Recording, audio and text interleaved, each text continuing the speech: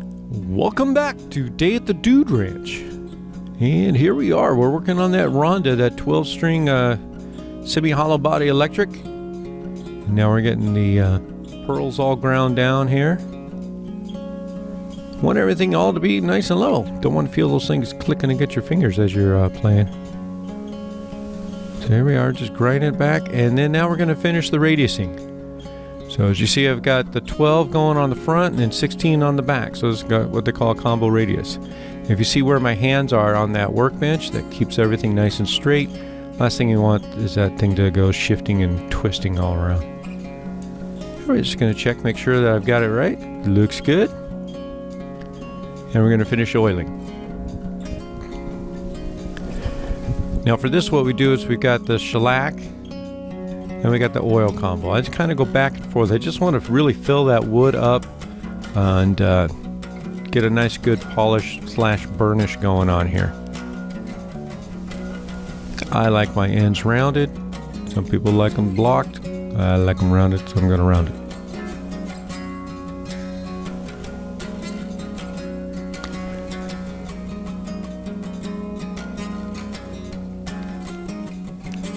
Now, for your sake, I've done a lot of editing on this. You can see a lot of crossfades, but essentially it's just back and forth and back and forth and forth and back and back and forth. And so that's what we're doing here.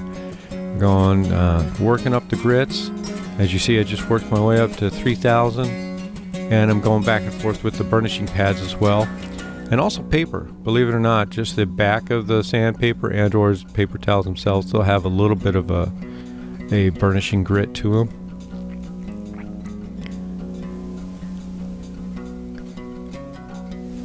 But notice I get the oil on and then I kind of wipe off the excess and just let the penetrating solution go in there, which is, you got a little bit of mineral spirits and some varnish in that true oil. So I'm just working that in there. And now we're going to get up to 6,000 grit. So this is going to really give it the shine. This is going to not necessarily take off any material at this point. We're just putting the shine right on top of the oils themselves.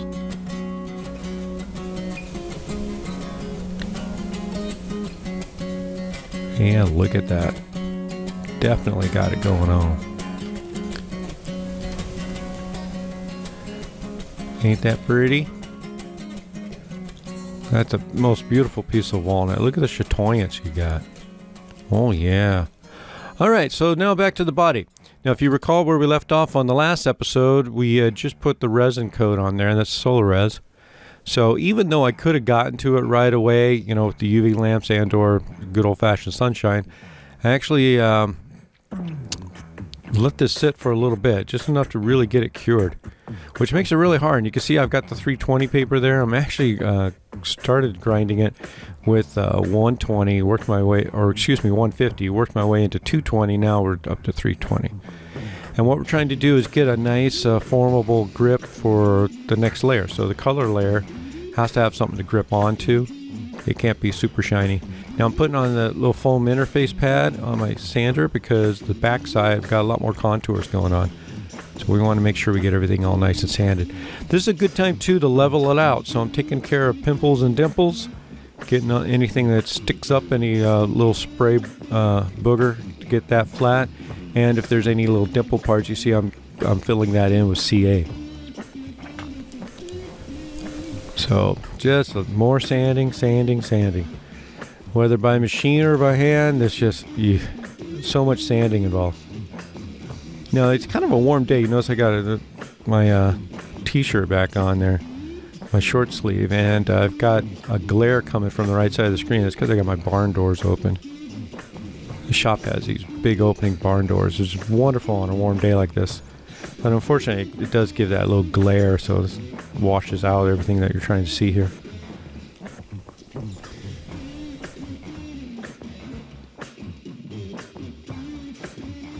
Because I know how much you really just want to watch me sand and sand and sand.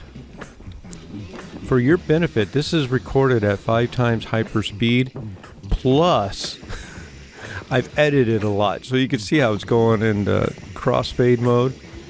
I mean, I have trimmed out a lot. So what you're seeing is about 3 hours worth of sanding. Yeah, and it's edited to about 5 minutes. So there is a lot of detail here in this that I've got to cover.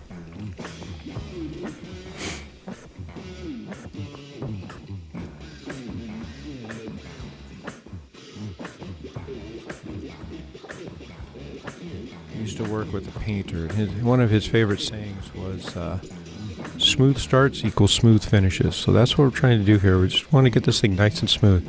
Did another little CA fill. And I use the razor blade as that squeegee, kind of gets it nice and light and thin. That way it dries quicker.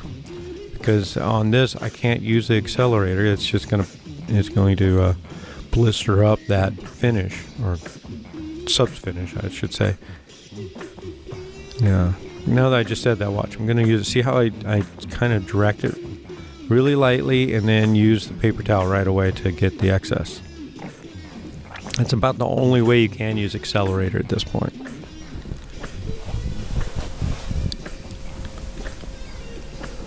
And we're sanding, folks.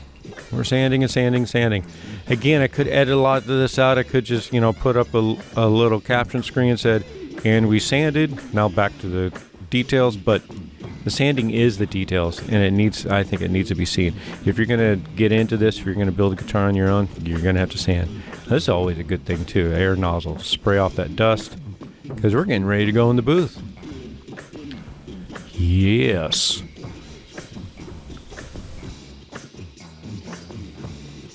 All right.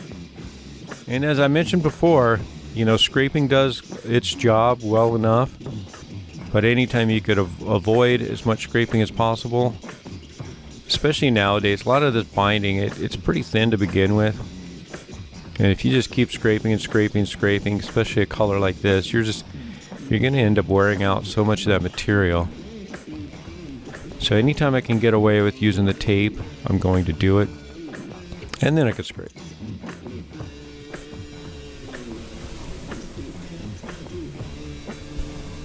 Binding is a tricky thing, and it's something that I am still a student on. You look at these factories, and you've got a person that's all they do is the binding. Just like you've got a person that's all they do is the painting. Here you've got a guy who, builds 30 guitars a year and does everything. Whereas these factories, you got people, doing their part, 30 to 50 guitars a day. So they've got a lot more experience with any one object than I do. Oh, the color! Now we're going to use a 1-to-1 ratio, which means we've got 1 part paint and 1 part reducer, which is just paint jargon for thinner. Okay, and the reducer makes it come through the gun really well, and it makes it dry fast. So, if I was to use all that paint nice and straight, it wouldn't be good. Okay, so what we're going to do here is a little different, though. It's really fun.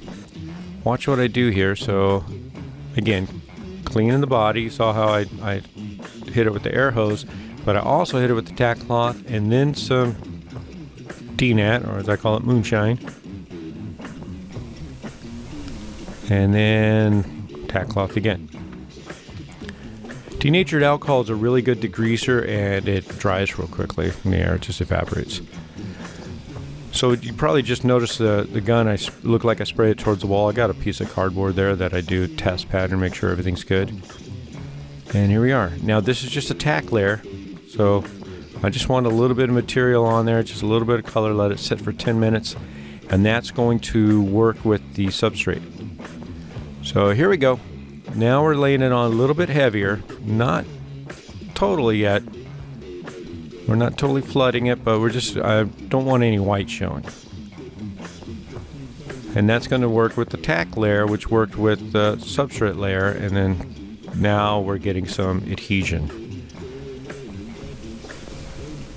And you can see that cardboard I was talking about there. Always like to hit it with the gun at the start. Not only does it do the test pattern, but it also makes sure that the paint comes out fluidly. Yep, 10 minutes between coats. Check out this camera angle. I think this is the last time I'm going to use it. But it kind of looks cool.